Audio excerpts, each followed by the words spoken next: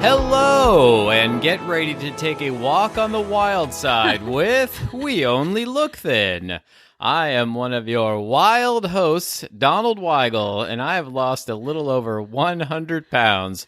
And with me, as always, is the woman giving me a look like I have 4 heads.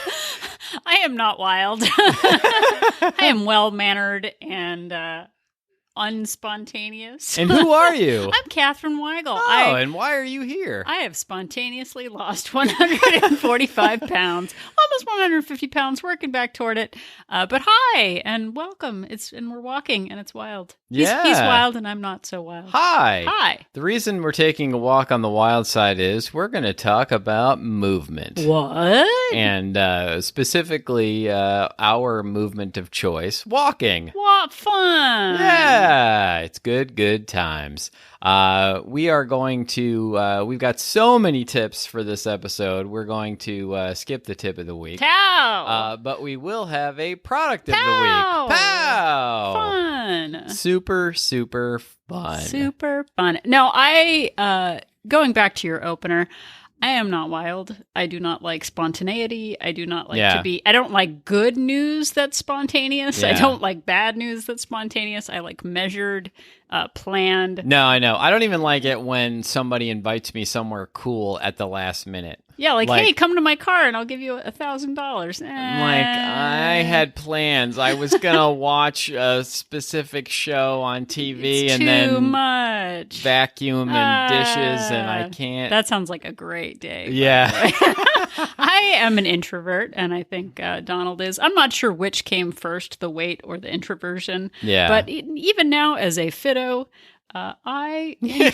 So you would describe yourself as a fitto. I'm a fitto, but I'm also an introverto. So that is a technical phrase. Fitto, introverto would be your genus classification if we were biologists. Exactly.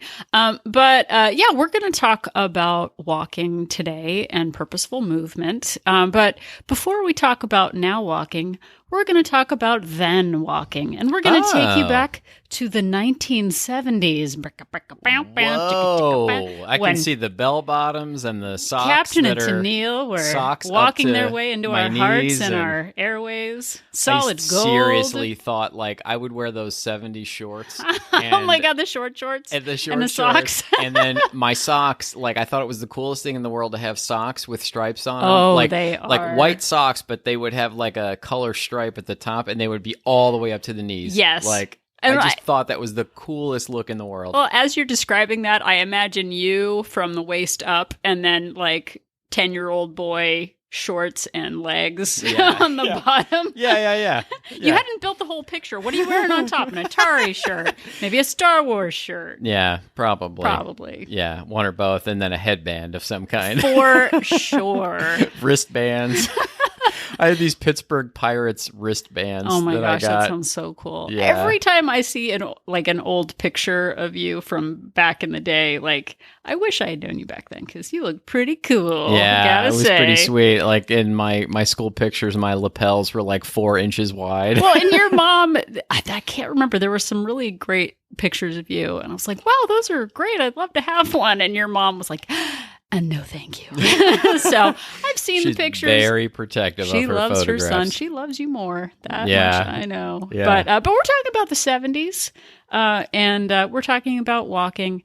And we actually, this is a serious topic. I know we joke around a lot, but when I was a kid, we didn't have too much money. And did you have a lot of money as a kid? No. You did not have a lot of money. My mother was a nurse. My father was a college professor, and they were really just starting out in life. And actually, my father was like not even a college professor. He was getting his PhD. Yeah. So he was a college student.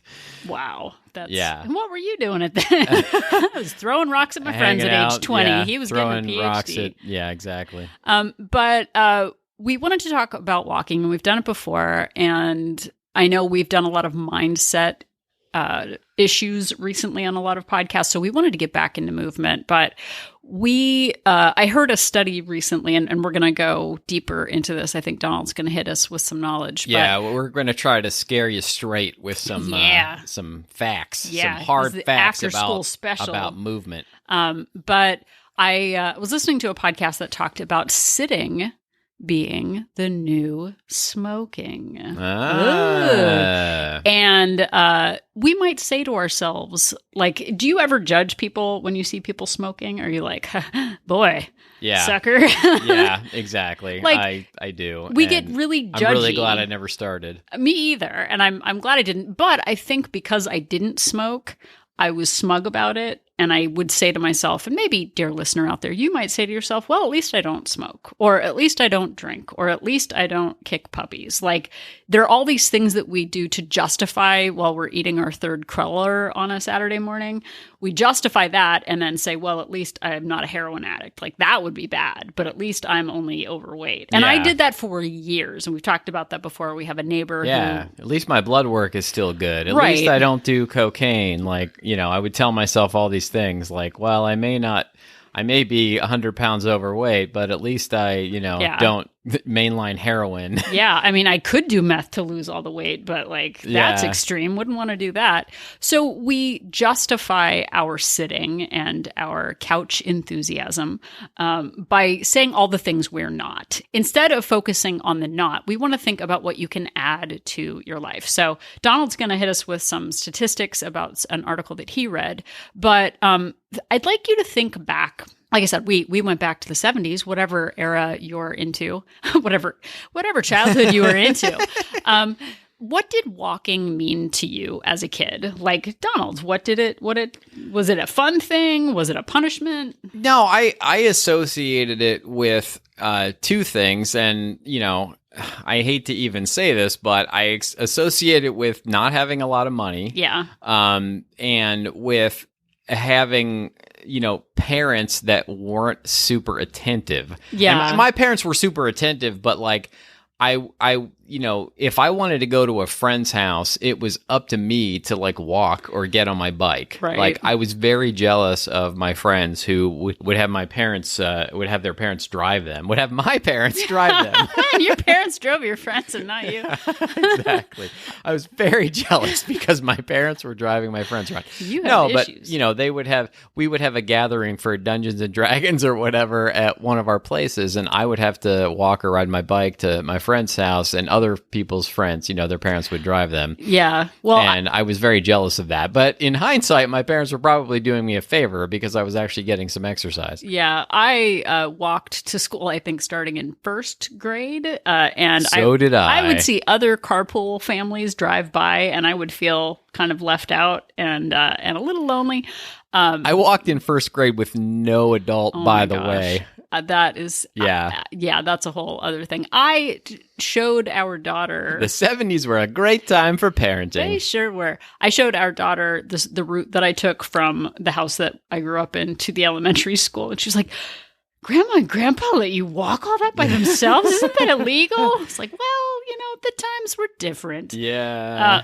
But at one point, when I was, I think, in kindergarten, we didn't have a car and had to take the bus. And I associated it with being poor. And I know that maybe that sounds terrible, but as a kid, when you see other people with minivans and cars being driven to school, it felt like a punishment to walk. And I think living in Los Angeles, too, we don't think we can walk anywhere. It's not a walking city. Nobody ever is like, oh, you walk Los Angeles. There's even that fairly famous song, like Nobody Walks in LA. And, it's the idea of just we have a shopping center that is about a 7-minute walk from where we live. And we would spend time driving over there, and it probably took more time to drive over there and find parking and walk into the store than it does just to walk up there and go there. But it was just our mindset to get in the car and to not exercise. And I know we've told this story a bunch, but when we first got our daughter, and we were driving her to school, which was, maybe a 12-minute walk away, and instead of walking, which would have been really helpful in terms of our health and our weight. Yeah. So we have talked about it before, and the article that we found, the Sitting is the New Smoking, has a lot of backup on how much we sit as a society, how much we just plop down on the couch after work, how much we sit at our desks and tell ourselves we don't have time to get in purposeful movement. And I used to do this too. I would get home from work and then just sit for 4 or 5 hours. And I would go to the gym for a half hour and maybe do the elliptical. But Donald's going to drop some difficult and aggressive knowledge on us about the dangers of actually sitting all day. Yeah, there's a great article. I use the word article loosely online on a website called startstanding.org, which is, it's mostly geared towards them believing that people should use standing desks, which is not my jam, but it may be a good idea based on everything I read. But the main impetus for this, the whole sitting is the new smoking line, comes from James Levine, a professor of medicine at the Mayo Clinic. He says in an interview with the Los Angeles Times, "Sitting is more dangerous than smoking, kills more people than HIV, and is more treacherous than parachuting. We are sitting ourselves to death." He's part of the fun police, which I'm definitely a part of. Yeah, but the article is very well researched and goes through. There are all kinds of. If you want to read it yourself, I'll link to it in the show notes. But it links to many, many, many scientifically done studies that, and we're going to touch on a few of them right now. There is a cancer link to not moving. Christine Frederick, an epidemiologist at the Alberta Health Services Centre Care in Canada, estimates that 173,000 cases of cancer in the United States are due to inactivity. Wow. Which is pretty crazy. There's a link to cardiovascular disease, and the article cites a study that was done on London bus drivers. And this one was crazy. Apparently, there is there's the driver who sits most of the day, and then on London buses, there's somebody who stands, and that person will make announcements or take tickets, or I don't know, whatever they're doing. But one of the people on the bus is standing. And the study found that the drivers who sat all day experienced far more heart attacks and other health problems than the group who stood. That's crazy town. Yeah, it is. And then there's also an increased risk of type 2 diabetes with movement.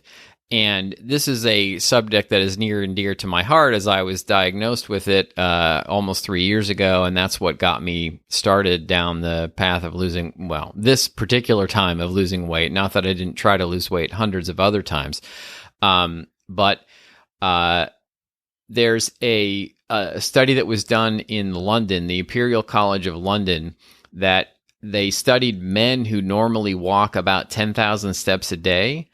And they asked them to cut back to 1,350 steps a day for 2 weeks, just for 2 weeks. And by the end of the 2 weeks, all of them had become worse at metabolizing sugars and fat. That is crazy. It's totally crazy. And just in 2 weeks, their distribution of body fat had also altered. They had become rounder around the middle. So their fat had actually moved to their middle, which is also a precursor for diabetes. That is just in 2 weeks of cutting their steps back that much. Well, and we have, and we've talked about how much we walk now and our progress over time, where we just started walking our daughter to school and then added from there. But I used to only get about 1,500 steps a day. Oh, yeah. And on the weekends when we would go to Costco, I would zigzag up and down aisles just to get snacks and free treats at the Costco. But I'd get about 4,000 steps a day. And I thought that was like a big day. Yeah. When I first got my Fitbit, I set my goal to 5,000. Getting 5,000 steps in a day was a huge accomplishment at that point. Well, and two, in the past, before we started walking, I would have little bouts of going to the gym where I would use an elliptical for 30 minutes, and I would drive to the the gym, park as close as I could, go up, use the elliptical, get back in the car, and then come home and sit for, 3 or 4 hours. And I would do that on weekends. We didn't walk anywhere. And the studies that Donald is referencing talks about how a single activity, working out for 20 minutes, working out for an hour in a day, doesn't solve the problem of the other 23 hours that we're sitting. And for those who work full-time or are caregivers or find themselves sitting for hours and hours a day, I can do that. Like, I work at home. I could sit for 6 hours and not stand up. And it's kind of expected of me at work, like, a lot of the time is to sit and be focused on work. Well, and I still come across people who say like, oh, but I work, I have a full-time job. How can I get in any movement? Like, and the studies show, people go out for smoke breaks, right? If only you smoked, you could go out and get a break, right? Yeah. But Donald has some statistics, I think, on the dangers of all the sitting. And, I don't, there were a couple of other things in terms of the type 2 diabetes. Having a higher triglyceride count is associated with an increased risk of diabetes. And there was a study done in 2008 in Australia that concluded that people who took the most breaks from sitting had a reduced triglyceride count. So just must be nice. Taking a break from sitting. And then there are several other studies that correlate with extended periods of sitting and a reduced ability to regulate glucose in the bloodstream, which is crazy. So sitting down for a long time also is a precursor to diabetes. There's another interesting study. They cite several studies linking anxiety and depression to lack of movement. There was one involving 9,000 female participants in their 50s that found that those who sat for 7 hours per day were 3 times more likely to have symptoms of depression compared to those who sat less than 4 hours a day. Wow. And then finally, there's one, they talk about excessive sitting can shorten your lifespan. There was a 2010 Australian study that followed participants for 7 years and found that for each extra hour participants spent sitting a day, their overall risk of dying increased by 11%. And the article... That's Australian percents.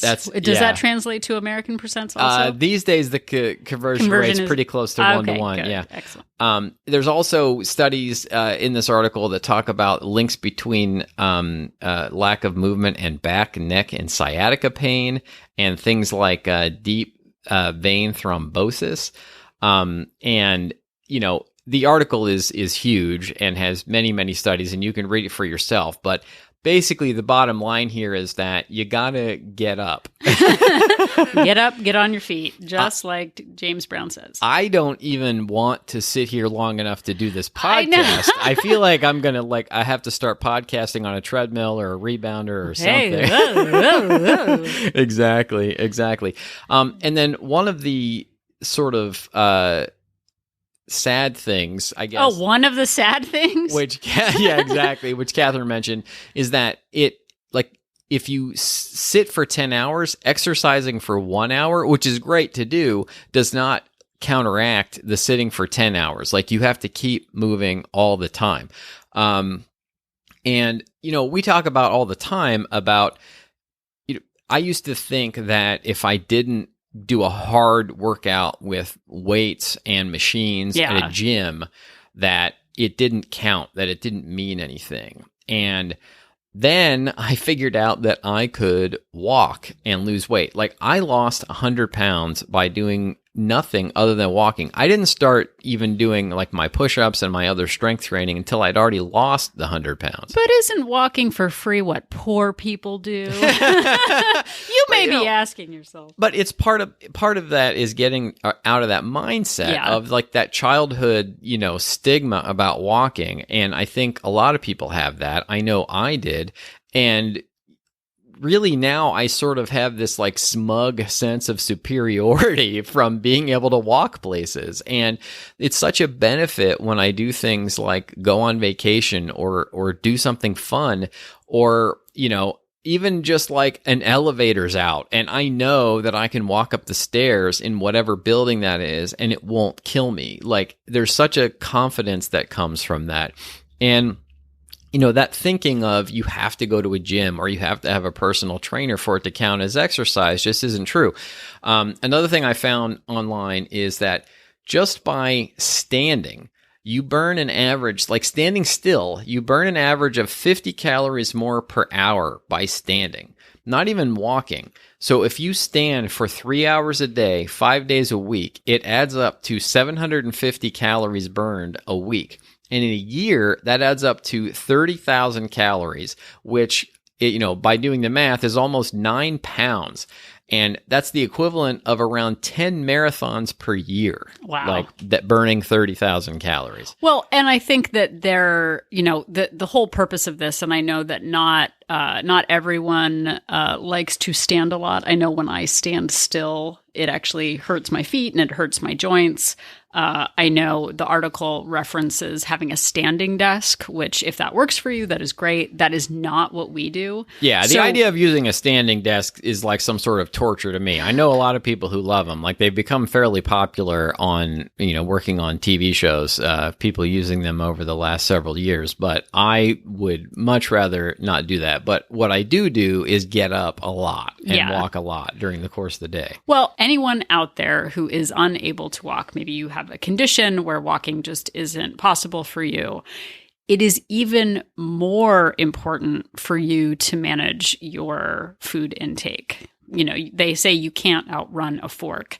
And what we're hoping to do in this episode, now we're going to get onto the tips, I think, is to really consider what ways you can add purposeful movement throughout your day that doesn't require a gym membership or a concentrated amount of time.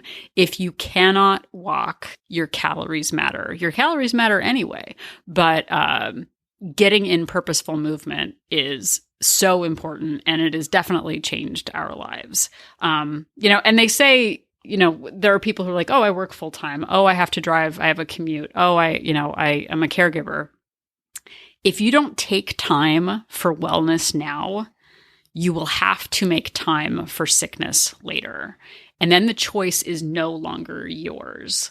And everything that we're going to talk about now, again, are just tips about ways to get movement into your life. But we forget about the impact, all of the things that Donald mentioned about illness and diabetes and cardiovascular disease. All of that is real and it's staring us in the face. And we can either be a champion of our choices and get in purposeful movement now, or end up in a wheelchair because our leg has been cut off from diabetes. Yeah, and it doesn't even necessarily have to do with weight. All of these things, none of these studies mentioned specifically target, they all account for differences in weight. This is all just about, moving. It suddenly occurs to me, you remember on Happy Days when somebody would be like, sit on it, Potsie? I was thinking about that. Like they were actually wishing them to have deep vein thrombosis when they would say that. I'm not sure that that's what they wanted them to sit on. If you know what Potsie was supposed to sit on, let us know. Let us know in the comments below. I was literally thinking about it, but I couldn't figure out how to work it in, so... Exactly. So we wanted to talk about some things that you can do, whether you work, whether you don't, that, my focus largely is on movement while I'm working because I essentially have a desk job most of the time. One of the things that I suggest is drinking a lot of water. And besides being a good habit, just hydrating yourself. It will make you get up and have to go to the bathroom often. And I know that kind of sounds like a joke, but I'm serious. Like you sneak in steps. And one thing that I like to do is either go to a bathroom that is far away or go to one that's on a different floor of my building and take the stairs when I do it, if I'm in that building. I have a colleague who would only fill up his glass halfway so that he actually had to make more trips to the water cooler. I like Must that a lot. Be nice. I was really annoyed by it at first. Like, why don't you just fill it up? Gotta get all my work done. Must be nice. But I'm like, oh, he was getting in purposeful movement throughout the day. And I would have a rule that unless I was really intensely busy, which did happen often, whenever I got up to go to the bathroom, I would walk. I was on the last job I was on the second floor of a building, and I would walk down to the first floor and then all the way up to the fourth floor and then walk back down to the bathroom every time, whenever I had time, at least. Well, and I've talked about it before, how our secretary used to go for smoking breaks, and I would take the stairs while she was taking the elevator. I'd walk around the building and then take the elevator back up to the 15th floor, and I would get back before she finished her smoking breaks. So if you know people who have time for smoking breaks and you are resentful of them, just remember taking a walking break quickly, spend 2 or 3 minutes. You spend 2 or 3 minutes scrolling Facebook. You can leave your desk for a few minutes, walk around the building, and sit back down and get in that purposeful movement. You can do it. And another thing that I do a lot at work is if I really need to talk to somebody and it's not quick, instead of sending them an email or even a phone call, I will go walk and see them face to face. And it has 2 benefits. 1, I'm sneaking in steps, and 2, I do find face-to-face interactions at work, in certain circumstances actually do work better. But in terms of the, losing weight part of this and being healthier, it is a really good excuse to sneak in steps. Yeah. You can also stand at your desk when you take a call, or at least every time the phone rings, stand up for a minute and stretch your legs. Because again, it's that constant sitting for hours and hours. Well, I like to try to take, if I know I'm on a conference call where I don't have to reference something on my computer a lot, or, just a call in general where I know I'm not going to need to be at my desk, I'll try to do it on my cell phone instead of my desk phone and actually go outside and walk around while I'm on the call. Or if you have a conference room that you can be in, you can walk around the giant conference room table and do that. Yeah. And there are people who are not able to leave their desks. If you're at a call center or something like that, try to stand up as much as you can. Stretch your legs. People on airplanes do that. They, those annoying people where you're like, why are you standing up? You got to sit down. It is important to move your body and to get that circulation going. You can also get to work maybe 10 minutes early. Do people do that? They sure do. Our old neighbor, Emma, actually, she gets to work about a half hour early and walks with one of her colleagues before they go into the office. So that's there's a little idea. outer accountability. And, related to that, which is not a work thing, but if you get to an appointment, or it could be a work thing, if you get to an appointment early, instead of going inside and sitting in some waiting room early, use that opportunity to do a couple laps around the parking lot or something, or, walk up and down the block. Not to the point where you're late for the meeting, but, that's a good way to sneak in some steps too. Do you have any other workplace things to talk about? Yeah, one thing, and this could be work or at home, is the when you're waiting for a microwave. I think most of us have experienced the communal microwave at work, or the Keurig coffee maker, or the 1-cup coffee maker.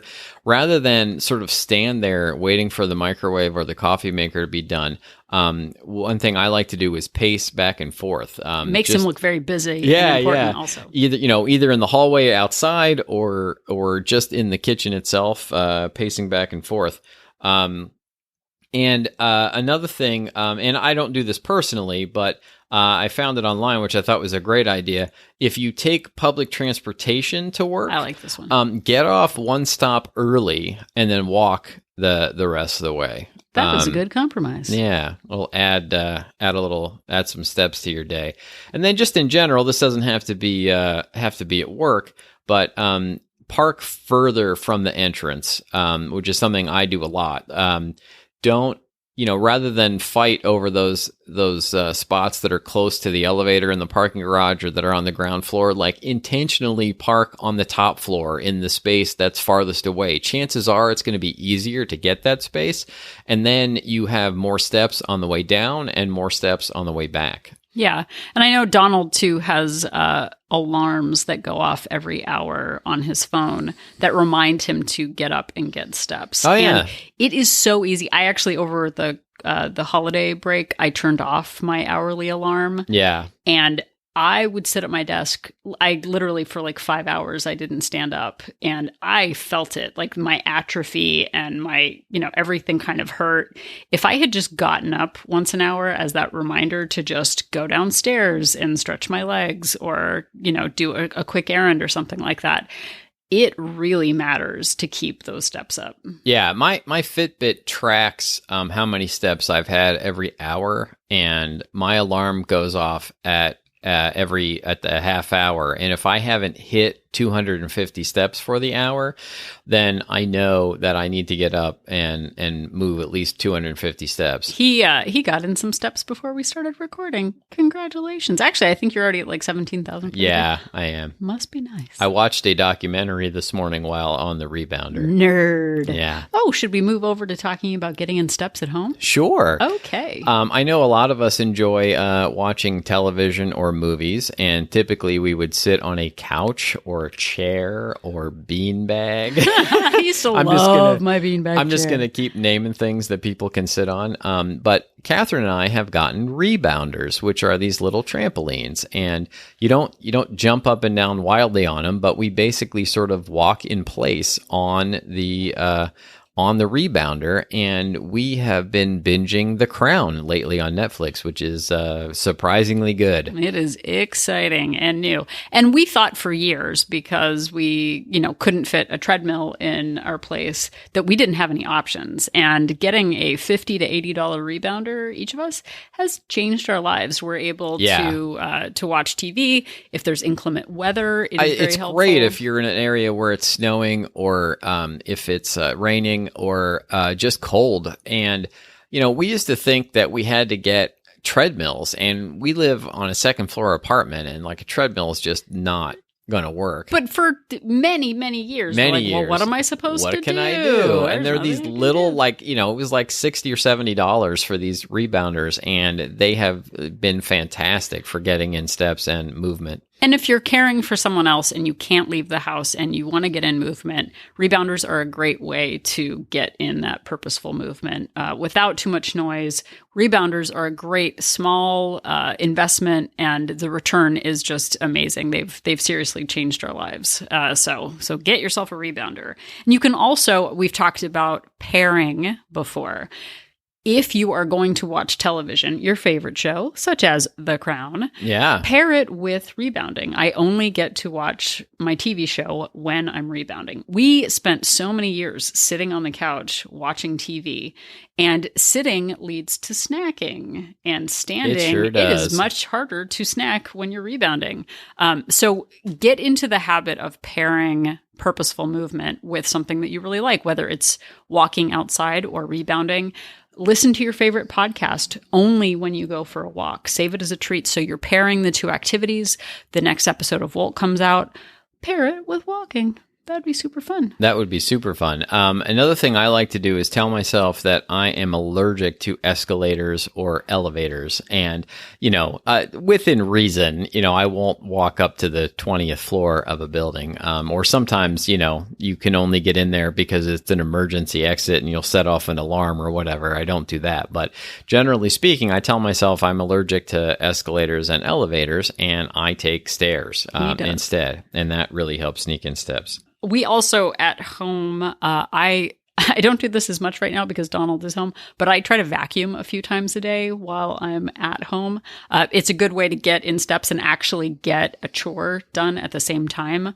Our friend Nicole, chum, listener, and Wool Place member, does chores in the least efficient way possible, which may sound counterproductive, but making multiple trips when you're doing laundry, not saving time by loading up all your groceries at once, going back to the car 3 or 4 times, taking trash out one bag at a time instead of 2. Yeah, like we have a trash and we have a recycling, and a lot of times I could take them both in one trip, and instead I'll take one down and come back and take the other. And a lot of times I'll do things like just make unnecessary trips back and forth to the kitchen. Like if I have ketchup and mustard out, I take the ketchup back, then I come back, get the mustard, take it back. I think it's funny that you say because basically if you're eating food, there is ketchup and mustard and hot sauce usually. So that's a lot of trips right there. Condiments are our friends. Exactly. And also think about if you cannot rebound, free videos online, and we've talked about them before, but Leslie Sanson has Walking with Leslie videos that are free on YouTube. The Fitness Marshal has short 3 to 4 minute dance routines for free on YouTube. Do you need outer accountability? Does it help you if maybe you go on a walk before dinner with your family? Can you go on your own? Do you have a neighbor that you could check in on, or a neighbor that you could walk with? Are you more of a solitary person, or are you someone who would rather walk in a group? Like, these are all things to think about as you're figuring out, because it doesn't work for everybody. I much prefer walking by myself or with Dawn than in a big group. Like, I would rather listen to a podcast or just get some quiet time. And even if you can't actually walk, like, you can stand and do arm exercises, which does count as actual exercise. We follow Blogilates, the fitness trainer named Cassie Ho, and she has a lot of exercises that you can do with no weights and no equipment that you can do standing in place that really, really help in terms of, at least, building some arm definition and doing something if you really can't get up and actually move. Yeah. Well, and I think our daughter was telling us this the other day, which I knew at some point, but an object at rest tends to stay at rest, and an object in motion stays in motion. That's physics. I think George Washington said that as he crossed the Delaware. I'm not exactly sure, but it's that, and I used to do it too. I would come home from work. I would come home from a long day. And the first thing I would do was just sit on the couch and start watching TV at 5:00 and then stay up until 11:00. Maybe stand up to go get the takeout delivery. But otherwise, I'd be spending 5 hours on the couch every night. And it was killing me. Yeah. And I didn't even know. Yeah, it was literally killing her. Well, and you're tired. You've had a long day. You've been stressed out. You deserve to sit on the couch. You deserve to unwind. And please know, I still need a lot of downtime. I do sit on the couch. But if you're the kind of person who cannot get off the couch once you are on it, take time to do a short walk. Take time to tidy up and make multiple trips around your place to get in those extra steps. Because once we sit and once we stop moving, we don't want to get up again. We've all done that. Yeah, for sure. I don't know how many you have left. I have, I believe, 3 that I haven't talked about. You're better at lists than I am. I'm just sort of moving around, seeing where my body takes me. Seeing where your body takes you, just like movement should. So another idea is, if you have kids that you're taking to like a piano lesson or a dance lesson, or you're at their soccer game or something, rather than sitting and watching or sitting and waiting for them, you can, take a walk back and forth while it's going on. We do that with our daughter's piano lessons. Like, she'll be having the piano lesson and we'll walk around the block or walk up and down the street or whatever. Yeah. And it's a great time too, if I'm on my own, to make a phone call to a loved one. That's a short amount of time, but I'm also getting in steps. So it helps me feel like I'm multitasking. Yeah, for sure. And then grocery shopping is another big one where you can sneak in some extra steps. One thing I like to do, which I did just yesterday, is park the cart in one spot and then walk up and down the aisles and grab things and bring them back to the cart. Yeah, that's a big one. Rather than pushing the cart along with you. And then sometimes I'll just zigzag up and down the aisles, just looking to see if there's anything that I missed, which is another good way to get steps. Yeah. And I definitely, like Donald said, we come up with ways to get in extra steps. And the more you make it a part of your life, the less you even have to think about it. We used to drive the 500, 600 walking steps that it would take to get to the Rite Aid down the street.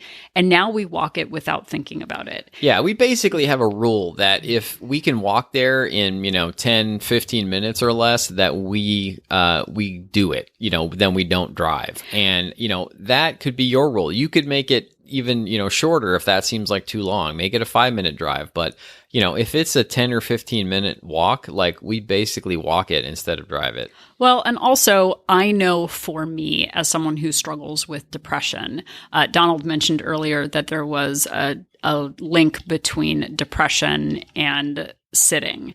And I know that as someone with depression, it does not solve my depression. I take medication for my depression.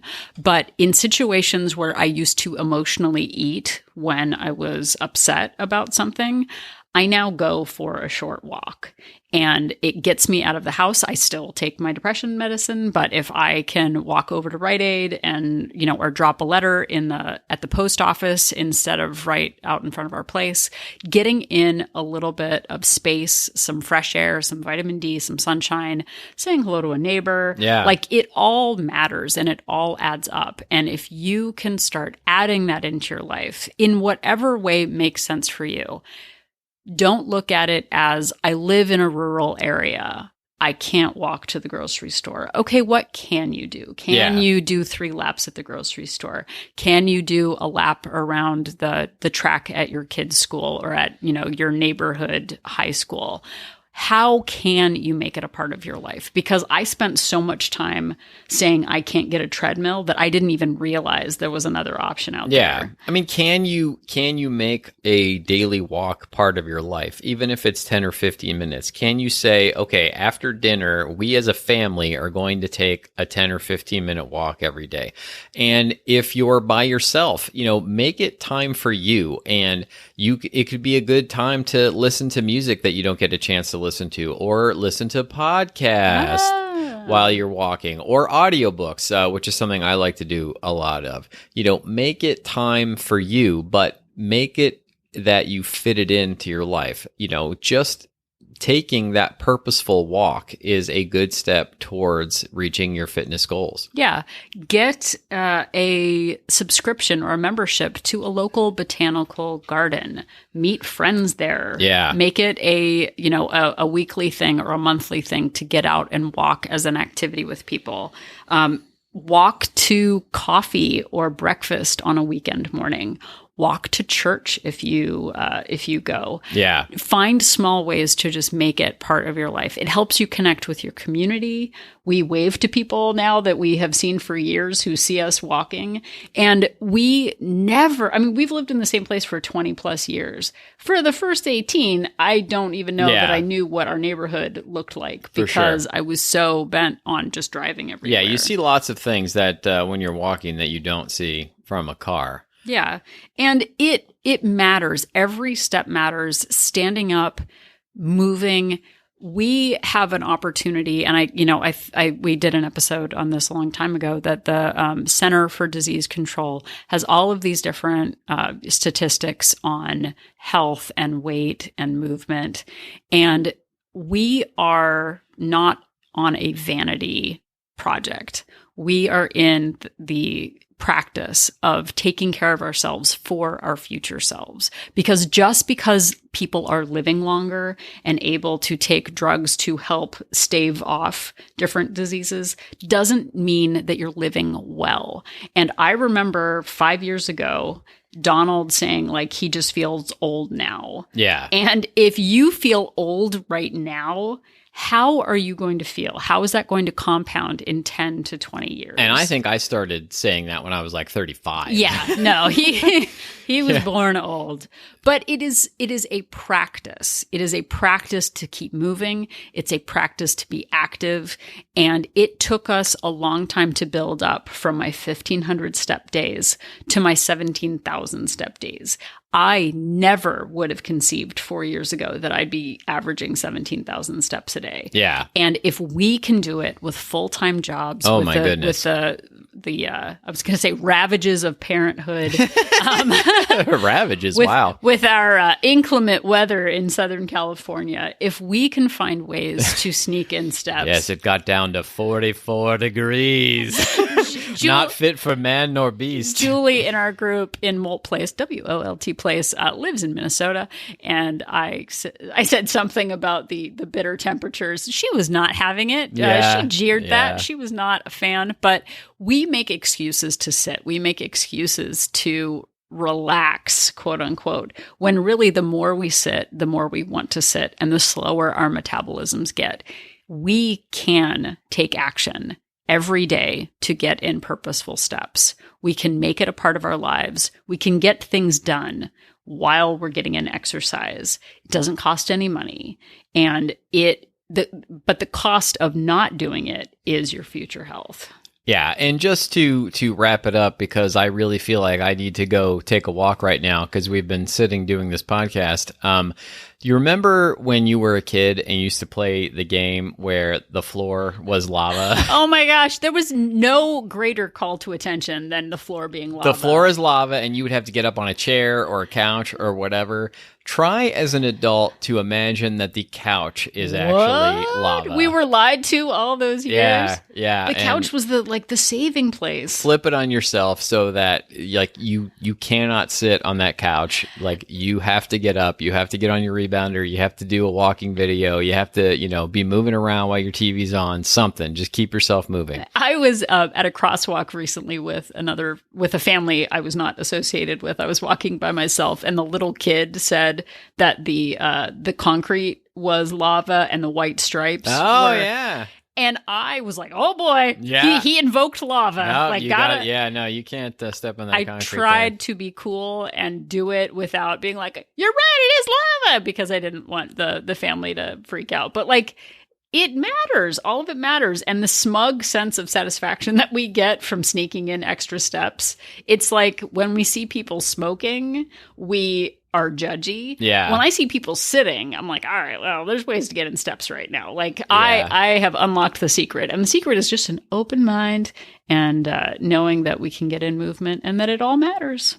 And I think that brings us to our product of the week. Pow, everybody. And our product of the week is one that we've done before and that we've talked about a lot, but it ties in directly to this episode, and it is a Fitbit.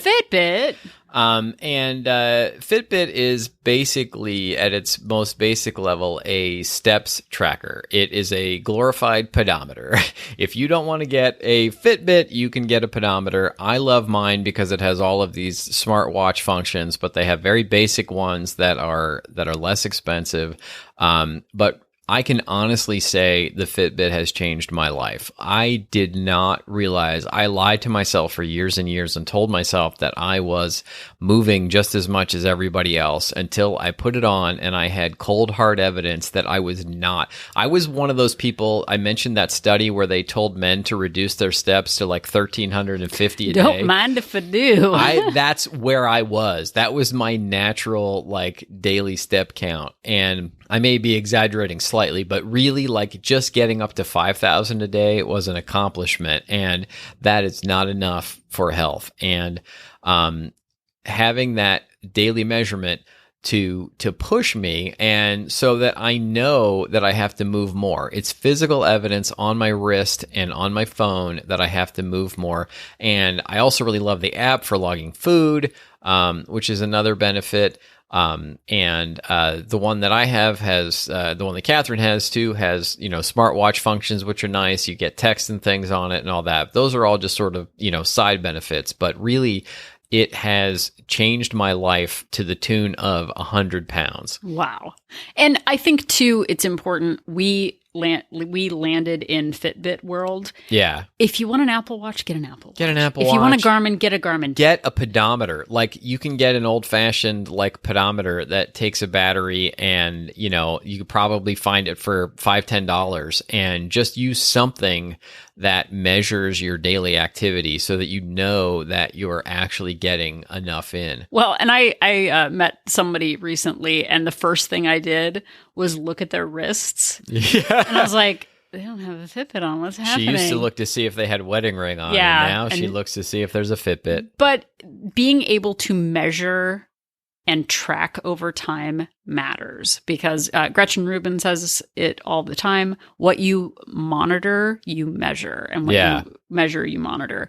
And if you know, like I didn't know I was getting 1,500 steps a day. Yeah. It changed my life to have that as a metric that I could follow.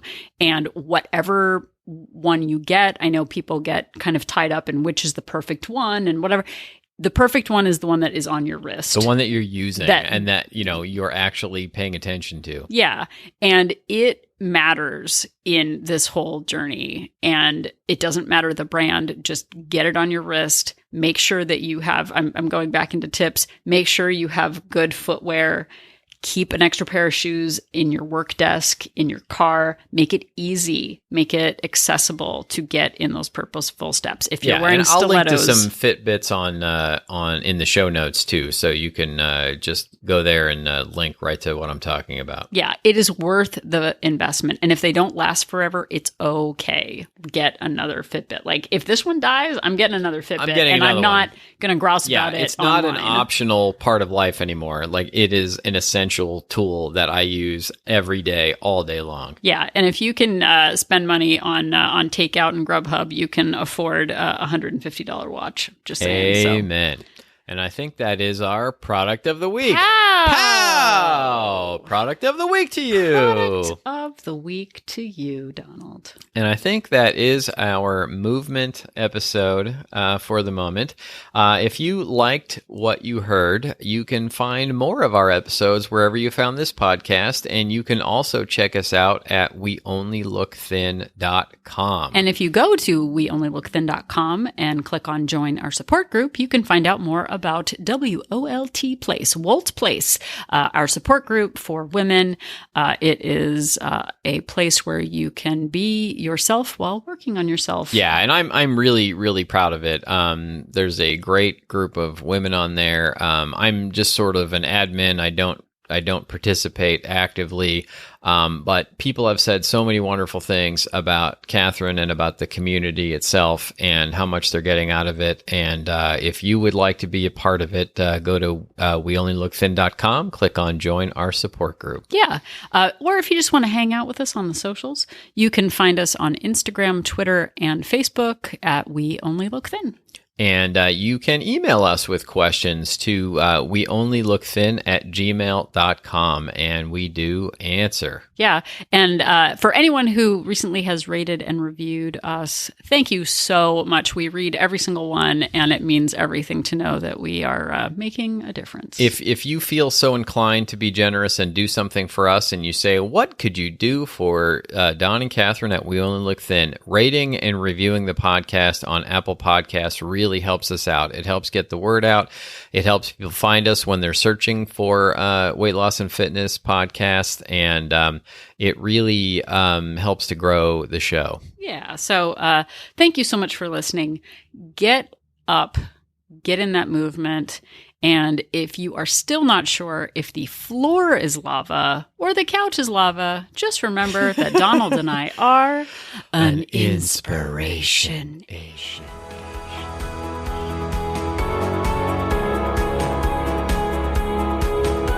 The information that you hear on this podcast is for informational purposes only. The hosts are not medical professionals. You should always consult with your doctor, nurse, or other certified health professional before beginning any diet or fitness program.